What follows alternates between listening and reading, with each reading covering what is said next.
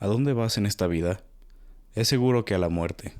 Y como vives, morirás. Acabo de leer este libro que se titula Quo Vadis, novela histórica del tiempo de Nerón. Este libro en particular era de mi bisabuelita y me lo dio y tiene ya sus años, se nota. Pero bueno, el chiste es que lo tuve arrumbado en un cajón durante quién sabe cuánto tiempo y por recomendación de alguien que aprecio mucho lo leí. Y tengo mucho que decir con respecto a este libro. La historia se desarrolla en tiempos de Nerón. Algunos de los personajes que hay en el libro existieron en la vida real, otros son inventados. Y para añadir un poco más de contexto, es este tiempo de la iglesia primitiva en que el cristianismo apenas está surgiendo, apenas se está dando a conocer en el imperio, porque la historia se desarrolla en Roma, aunque todavía no comienza la persecución del cristianismo. Muchos de hecho todavía confundían el cristianismo con el judaísmo, pensaban que era una especie de secta judía o algo por el estilo. Pero lo que sí es verdad es que el cristianismo era muy detestado en el imperio, era muy difamado. Se decían muchas calumnias contra el cristianismo, por ejemplo que hacían sacrificios humanos durante las misas o que nuestro Dios era una especie de ser con cabeza de burro o algo por el estilo. El chiste es que a la gente común no le gustaba el cristianismo, pero todavía no iniciaba la persecución. En cuanto a los personajes principales de la novela son Vinicio, que era un patricio. Un patricio era un descendiente de una familia noble, es decir, digamos la alta sociedad del imperio, y entre sus labores estaba liderar a los ejércitos durante la guerra. Este es el caso de Vinicio. También está su tío, que se llama Petronio, que también es un patricio y es particularmente cercano al emperador. Después está Nerón, que es el emperador. Ligia, que es una princesa de un pueblo bárbaro, que fue tomada como rehén durante una guerra y es puesta bajo la custodia de Pomponia Gresina, que era una mujer cristiana, y Aulo, su esposo, que no era cristiano, pero era un hombre muy virtuoso, de muy buenos valores. Y la trama gira alrededor de lo siguiente. Vinicio conoce a Ligia y se enamora de ella. Ligia le da un par de señales de que podría querer corresponder a ese amor, por lo cual Vinicio se hace ilusiones. Vinicio y Petronio consiguen que el emperador mande llevar a Ligia al palacio, donde la tendrán de rehén, para que luego Vinicio se la lleve por la fuerza a su casa y así puedan vivir juntos y disque felices para siempre. Bueno, ese era el plan. Ahora bien, en cuanto al contexto de Roma en aquella época, Roma estaba en crisis, particularmente en la ciudad de Roma.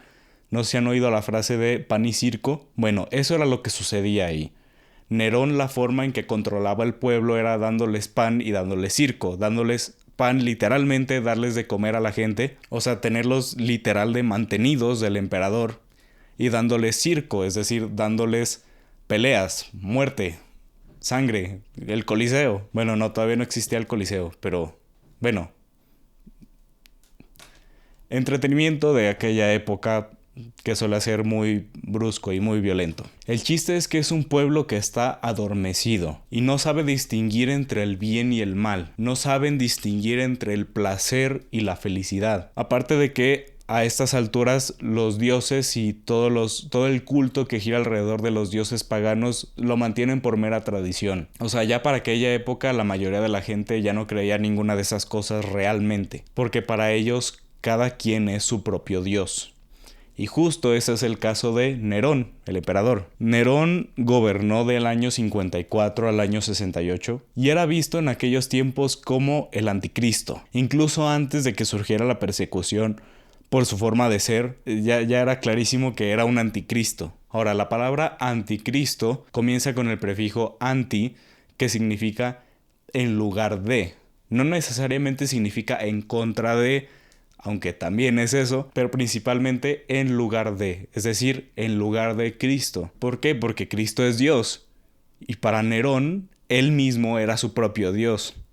Él se está poniendo en el lugar que le corresponde a Cristo. Y no solamente era un anticristo poniéndose en el lugar que le corresponde a Cristo, sino actuando de manera totalmente contraria a Cristo. Además, que era un hombre que vivía de la opinión de los demás. Y se me hace muy extraño, como una incoherencia, una hipocresía muy grande, que un hombre tan egoísta como Nerón dependiera emocionalmente de lo que el pueblo pensaba de él. Y aparte de que, pues qué ignorancia de por parte del pueblo por idolatrarlo. Nerón se regocijaba del amor que el pueblo le expresaba, pero no era amor.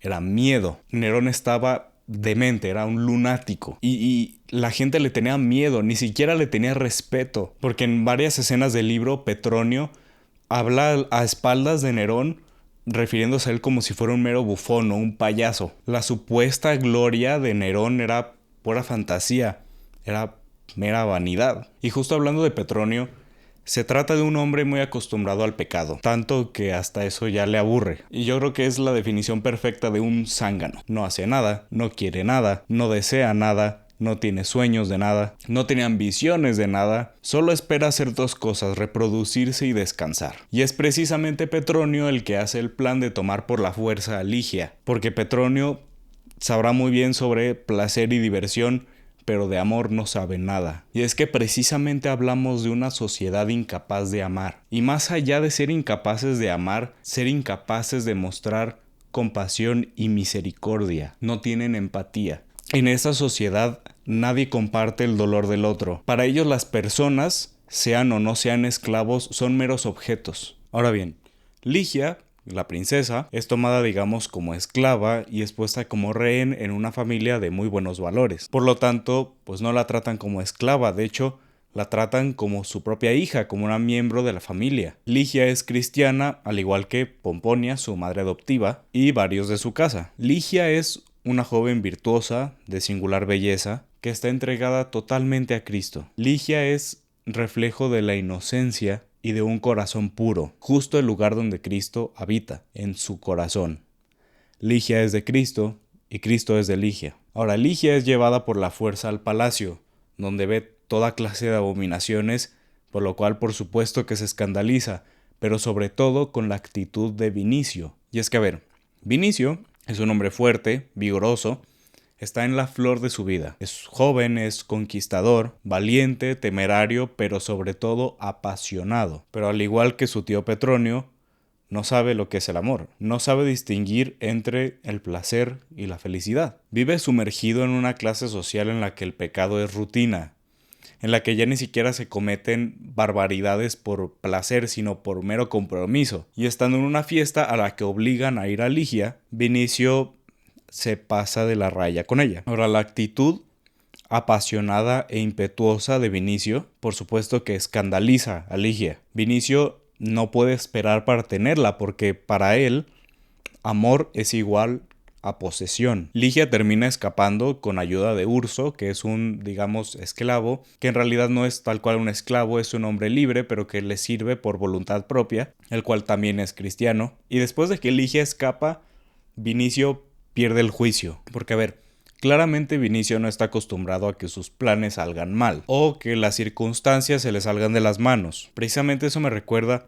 Hay una frase de Nietzsche, que a ver, Nietzsche no era filósofo, era un ser despreciable en muchos sentidos, pero era alguien muy introspectivo. Y él decía que lo que se hace por amor trasciende más allá del bien y del mal. Ahora, yo no creo en esto, pero ahí encuentro una similitud con la forma de actuar de Vinicio, porque Vinicio en ningún momento se detiene a pensar si lo que está haciendo está bien o está mal. Simplemente actúa por un amor desordenado, por un amor que es meramente pasional. Él admira la belleza de Ligia, pero se queda en un nivel superficial, no es capaz de mirar su corazón. Con el tiempo, Vinicio conoce más sobre el cristianismo y su doctrina, llega a escuchar incluso un sermón de San Pedro que anda en Roma en aquellos tiempos, y se da cuenta de que los cristianos no creen lo que él creía que creen, que el cristianismo es una fe que llama al arrepentimiento, a la conversión y el amor a todos. El perdón es un tema fundamental, perdonar las ofensas, perdonar y amar a tus enemigos, cosa que choca por completo con el entendimiento de Vinicio, porque resulta que los cristianos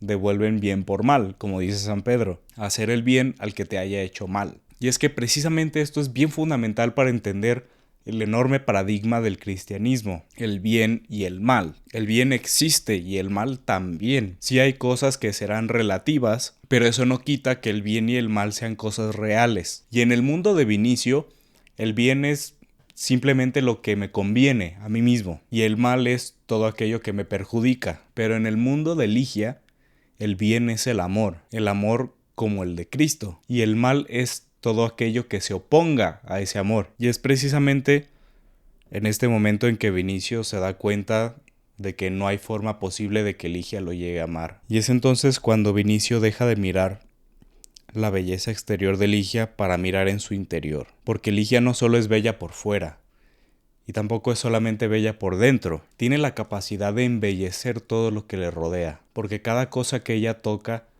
la transforma y la contagia de su amor por Cristo. Y es que Dios ha creado al ser humano a su imagen y semejanza, pero particularmente ha hecho a la mujer a imagen de su belleza y de su misterio. Y es precisamente un misterio para Vinicio el que alguien como Ligia pueda existir. Y Vinicio no puede ni siquiera imaginarse cómo Ligia podría llegar a amar a alguien como él. Y esto es algo que nos llega a pasar seguido a los hombres, que nos miramos a nosotros mismos y luego la miramos a ella y decimos, ¿cómo podría ser posible que alguien como ella siquiera se fije en alguien como yo? ¿Cómo va a ser posible que yo, siendo como soy, merezca ser amado por ella? Y John Eldredge, en su libro Salvaje de Corazón, nos dice por qué sucede esto. El hombre, el varón, cuando llega a la adolescencia, inicia su viaje hacia la madurez, hacia el hombre que Dios quiere que sea. Y este viaje comienza con el descubrimiento, una búsqueda de aventura, peligro, saber a qué enfrentarse en la vida. Es la etapa del explorador. Luego te transformas en guerrero, porque aprendes a pelear por lo que es tuyo, y debes de pelear contra tus instintos y tus bajas pasiones, para ser capaz de dominarte a ti mismo. Luego,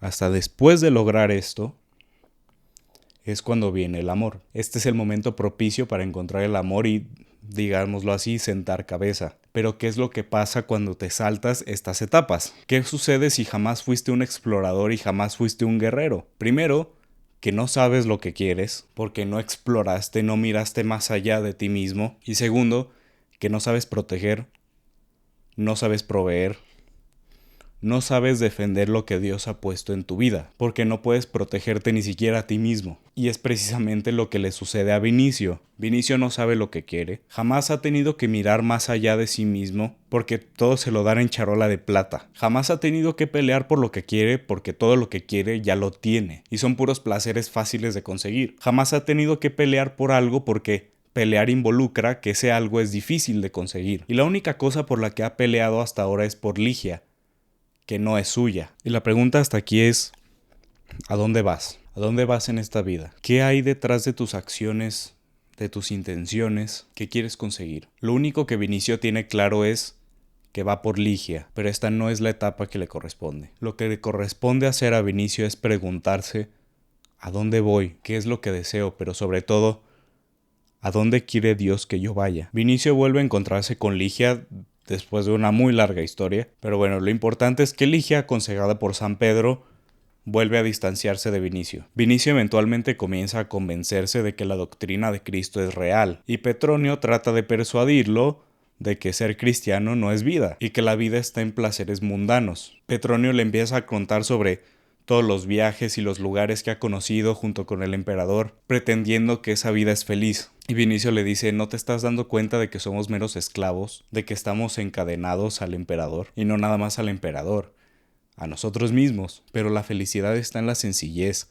está en Cristo. Petronio se jacta de que por conocer muchos lugares y tener, digamos, ese poder, ya con eso va a ser feliz y ya esa es vida. Pero ¿cuántas historias no hay de las personas más sencillas que, teniendo a Cristo en el centro de sus vidas, viven completamente felices sin ninguna de esas cosas? Y Vinicio precisamente se empieza a dar cuenta de esto. San Pablo, que también estaba en Roma, le advierte a Vinicio que no podrá volver a ver a Ligia hasta que su corazón se transforme. Y aquí es donde su camino comienza. Aquí es donde Vinicio debe estar para llegar a donde quiere estar. Tristemente, cuando llegué a la parte final del libro me topé con pared porque resulta que dice fin de la parte primera. Así que por ahí hay una parte 2 que necesito encontrar. Omití muchos detalles del libro por obvias razones. La principal es pues que quiero que lo leas. Y si ya lo leíste, pues cuéntanos qué te pareció, qué piensas del libro. Y sin más por el momento, pues procederé a leer el libro que sigue. También queda pendiente la reseña de Introducción a la vida devota de San Francisco de Sales. Que a ver, si preparar este video me tomó una semana, preparar un video de este me va a tomar un mes. Pero bueno, allá es a donde voy. ¿Y tú? Quo vadis?